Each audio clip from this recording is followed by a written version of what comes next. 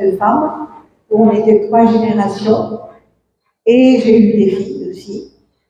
Donc j'ai fait plutôt de la pharmacie et de l'industrie pharmaceutique. Je vivais plutôt dans ma première vie avec des savants, parce que je croyais que tout s'expliquait.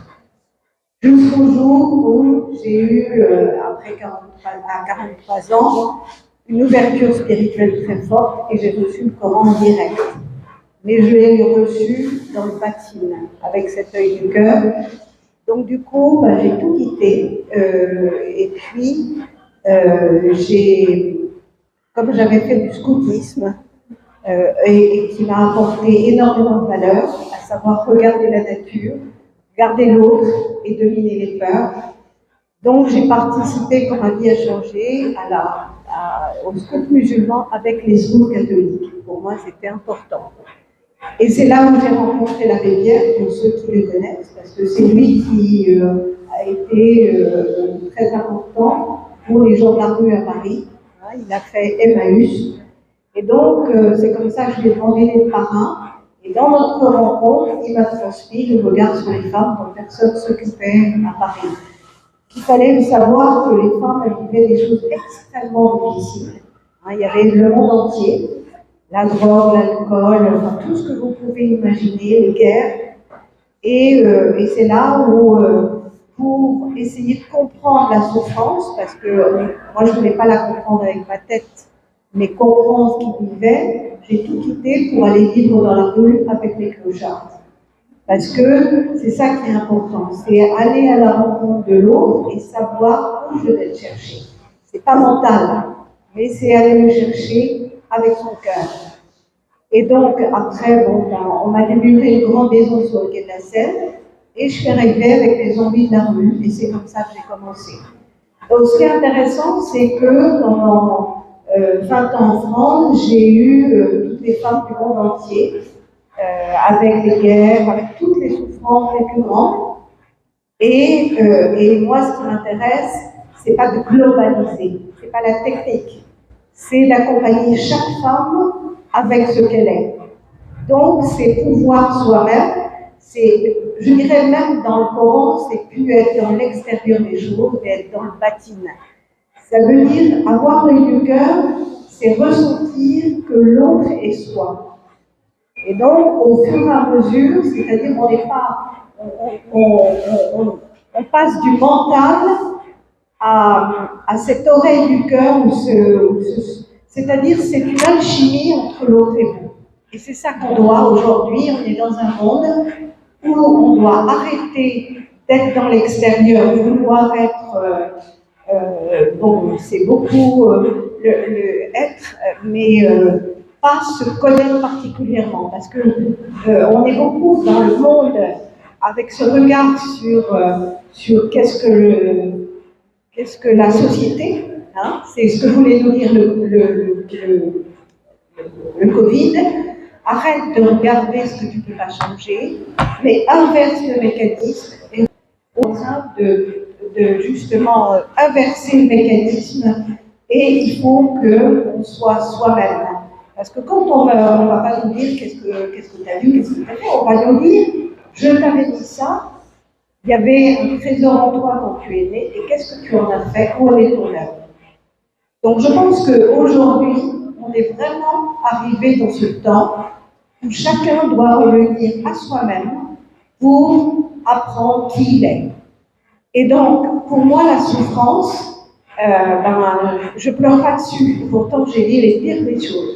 Je crois qu'avec toute l'expérience que j'ai, mais je ne pleure pas parce que pour moi, la violence est un support, justement, de se poser la question qui je suis.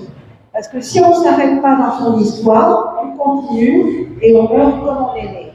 Tandis que la souffrance et toutes les violences et ce qu'on peut vivre, c'est aussi un temps pour se poser, si on a quelqu'un en face de nous, se poser qu'est-ce que je suis. Aide-moi à transformer le négatif en positif. Et donc, la Maison Rose, c'est ça. La Maison Rose, c'est l'ancien tribunal. Et donc, elle est comme un ventre. C'est un ventre, on rentre dedans. Et il y a vraiment beaucoup de lumière. Et il y a tout, parce que ce qui était pour les juges, ce sont les chambres des femmes. Et donc, vous rentrez déjà avec votre sac à dos, plein de problèmes. Souvent, elles ont été violées, elles sont enceintes, elles ont vécu des mariages forcés, enfin tout ce que vous pouvez imaginer, parce que ça vient de tout le Sénégal, même la Guinée, la Gambie, la Côte d'Ivoire, on a tout. Même j'ai eu une femme qui arrivait violée par tous les Boko Haram. Donc l'expérience est liée. Et donc, c'est une maison où on vient poser son histoire, et avec l'équipe que j'ai déformée, parce qu'ils ont tous des diplômes, mais je leur désapprends le diplôme pour apprendre l'être humain. Comment tu vois l'autre au-delà? Tout parle quand on sait regarder. Il faut apprendre à regarder autrement, justement le subtil, le natif, c'est regarder avec son œil du cœur. Ce qu'on ressent, c'est ça, ici, tout est dans le senti. Et au fur et à mesure, donc elles ont beaucoup d'ateliers, tous les jours elles ont des ateliers pour stimuler tous les sens. Et donc au fur et à mesure, l'histoire remonte et l'équipe voit ce qu'elle vit et on tire sur le fil pour transformer le négatif en positif. Et donc vous les voyez renaître, mais c'est incroyable. Et donc, par exemple, celles qui sont enceintes, la chance aussi qu'elles ont, c'est d'apprendre à aimer le bébé qui est dans le ventre. Et ensuite, quand le bébé naît, il y a un grand travail mère-enfant qui se fait pour aimer l'enfant qu'on a eu de viol. Donc, je vous disais, on en a eu plus de 400.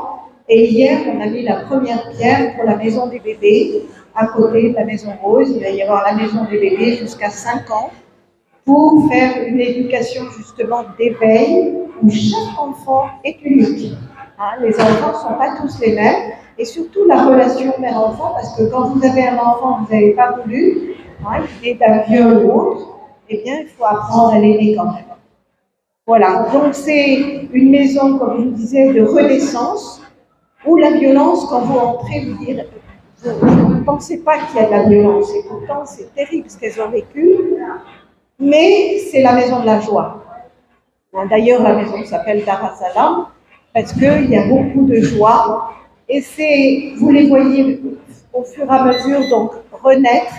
Et quand elles arrivent je dirais un peu à l'enfance, elles découvrent les qualités qu'elles ont pour faire leur métier.